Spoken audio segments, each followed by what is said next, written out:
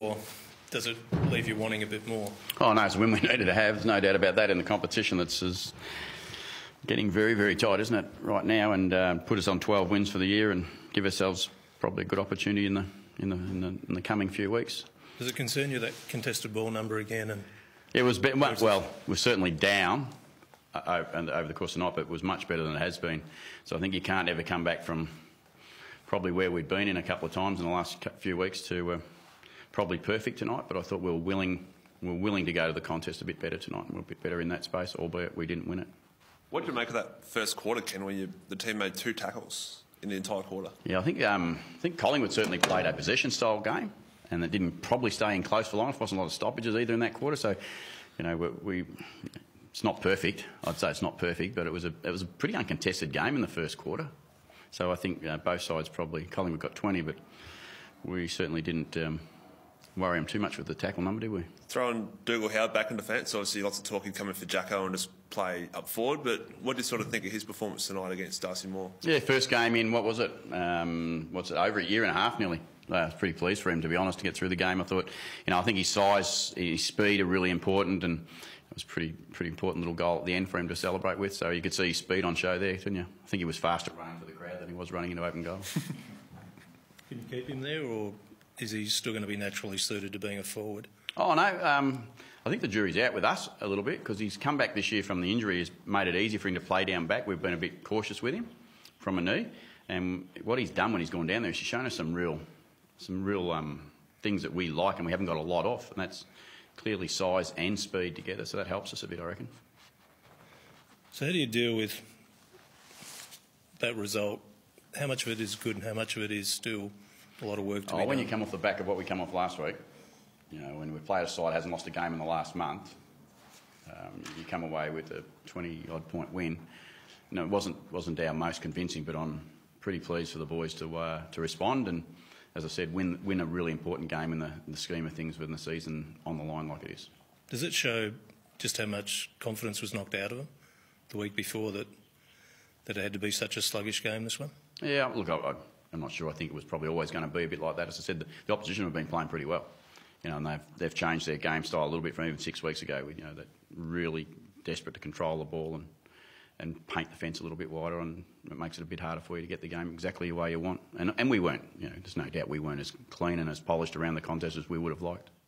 We looked like we're going to make a lot of things easy at one point, or a number of points today, and then we turned some stuff at the other end of the ground that we looked like we had under control into not a great result for us. So I think that's what, as coaches, we said we turned some controllable stuff into some uncontrollable stuff, and when we turned in some simple stuff into some really hard stuff, Sam Gray's effort in the goals was almost a picture of what you're looking at. Done a lot of great things to get to that point, worked it really hard, and then just didn't quite finish it.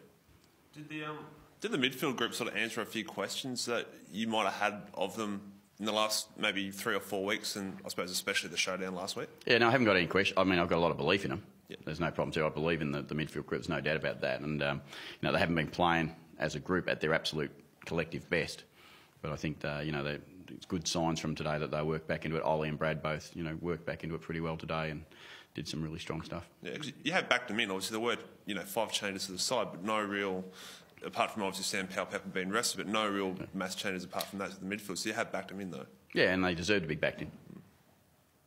You got a concern with Wines in that first quarter moment with Langdon? Oh, I don't think so. I mean, I've sort of half caught a glimpse of it. He looked. It's a bump. I think he was okay. Langdon was okay, and I think, I hope from Ollie's point of view there's nothing in it too much, but I'll let the people take care of that need to. Did you get any advice this week from the AFL about holding the ball decisions? I thought you were going to say any advice at all. We've got plenty of advice this week. We know that one.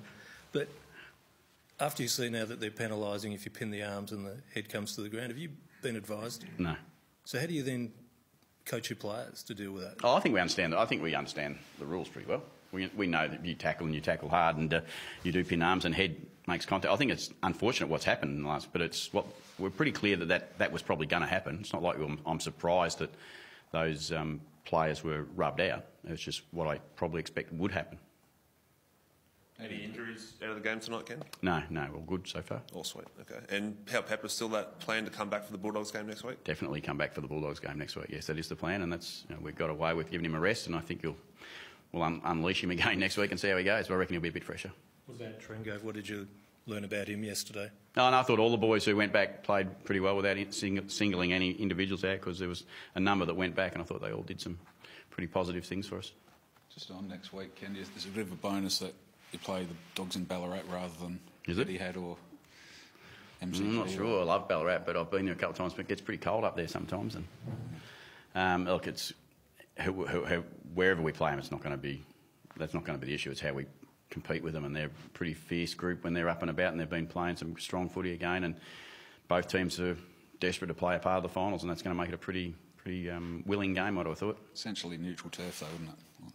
Yeah, well, I suppose it is for them, and they haven't played there, and we haven't played there. So yeah, it's certainly from that point of view it is. But that's what happens sometimes. And that's a decision for their club, as ours is to go to Shanghai. We choose some of those things as clubs. All good.